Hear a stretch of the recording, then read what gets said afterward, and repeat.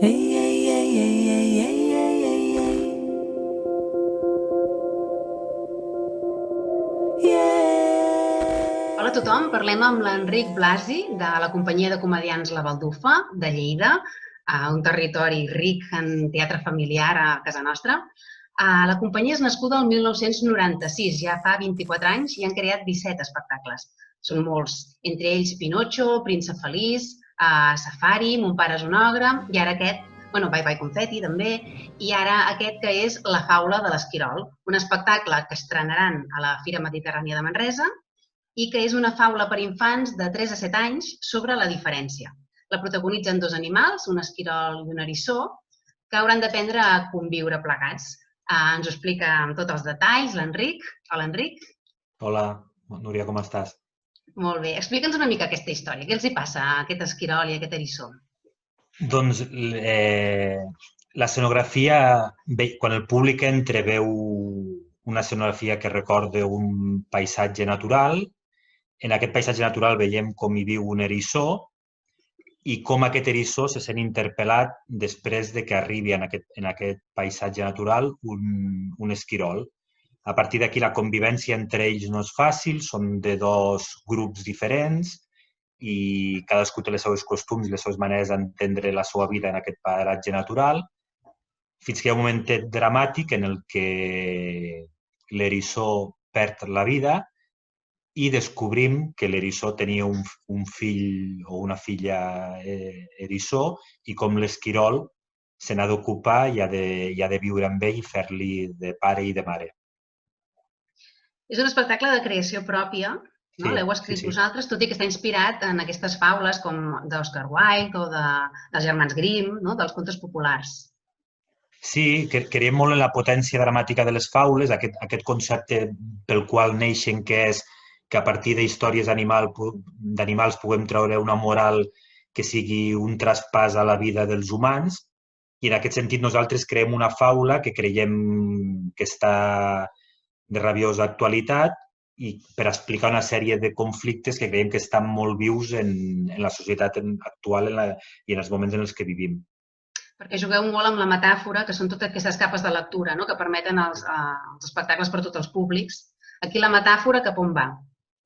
La metàfora que volem explicar o que ens agradaria que el públic entrés és que segurament el mestissatge, la barreja, les arrels pròpies de cada persona són una potencialitat i no... O sigui, ens uneixen més que ens separen. Com ja saps, la companyia és una companyia de Lleida. Estem enregistrant aquesta entrevista en uns moments en els que estem confinats al Segrià i el missatge que s'està enviant a la societat per mitjans de comunicació, etc, és que això en part és culpa pels temporers. Com les persones que estan propagant aquesta pandèmia que ens està amargant la vida a tots. Doncs això a nosaltres ens reforça i encara ens alimenta més la part creativa per poder parlar justament d'això, de la diferència. Aquest espectacle s'adreça sobretot a nens i nenes de 3 a 7 anys. Sí. És sense text, també amb diferents llenguatges i tècniques. Com ho feu tot plegat? Bé, nosaltres amb el Bye Bye Confetti que anomenaves vam trobar un camí que sempre ens havia agradat molt, que era el del pallasso, que sempre hi havíem tingut molt respecte i que mai potser ens hi havíem atansat explícitament. I en aquest cas també els personatges seran molt apallassats, serà un pallasso segurament més naïf. Aquesta és com la fórmula d'interpretació.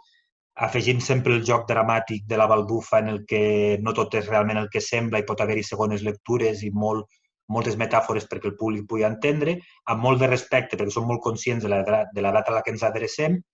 I en aquest cas, en quant a tècniques que dius o estil o forma d'explicar la història, hi afegim un element novedós en la baldufa que mai havíem utilitzat, que és la música en directe. Estarem acompanyats d'un pianista i una pianista que s'aniran intercalant les actuacions i la música en directe tindrà un pes i una part molt important en aquesta nova creació de la baldufa. I també és molt atractiu una cosa que ja ens has apuntat una mica al principi, que és l'escenografia, que està protagonitzada per un arbre, que us dona moltes possibilitats. Sí, quan el públic entrareu a la sala, el que veureu és com una espècie de piano de cua. l'espectacle començarà amb aquest pianista introduint-nos en el món en la història a partir de la música i com aquesta escenografia es va mutant i recrea un paratge natural que és un arbre, amb tot aquest joc teatral que sabeu que fa el Carles Pijuan, escenògraf de la Baldufa i actor, que fa unes escenografies actives i vives que fan que en molts moments puguin anar transformant-se i això fa que de cara a l'espectador és atractiu, interessant i motivador. I una de les característiques de la Fira Mediterrània és això, que està especialitzada en cultura popular i té aquesta mirada a l'arrel des de la contemporaneïtat. Vosaltres, en aquest espectacle, com hi és aquest lligam?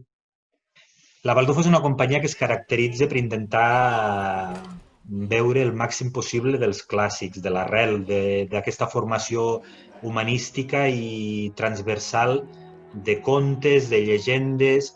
En aquest cas, amb molt de respecte, ens introduïm, ens atansem al món de la faula. La faula ha sigut un recurs històric dramàtic per poder, com deia abans, fer un traspàs d'històries aparentment viscudes per animals a una moral o una consciència o una lliçó pel públic que ve a veure l'espectacle. Evidentment, nosaltres això ho passem pel filtre estètic, dramàtic i filosòfic de la Baldufa i fem una faula moderna, però que està molt a prop de les faules més tradicionals de les quals moltes de les companyies de teatre familiar ens hem alimentat. Doncs moltes gràcies, Enric, per haver-nos explicat una miqueta més d'aquest espectacle de la faula de l'Esquirol i encara tenim més ganes ara de veure'l a Manresa. I nosaltres, com pots entendre, com que estem confinats, tenim moltíssimes ganes d'ensenyar-ho. Doncs moltes gràcies, fins molt aviat. Gràcies a vosaltres, una abraçada.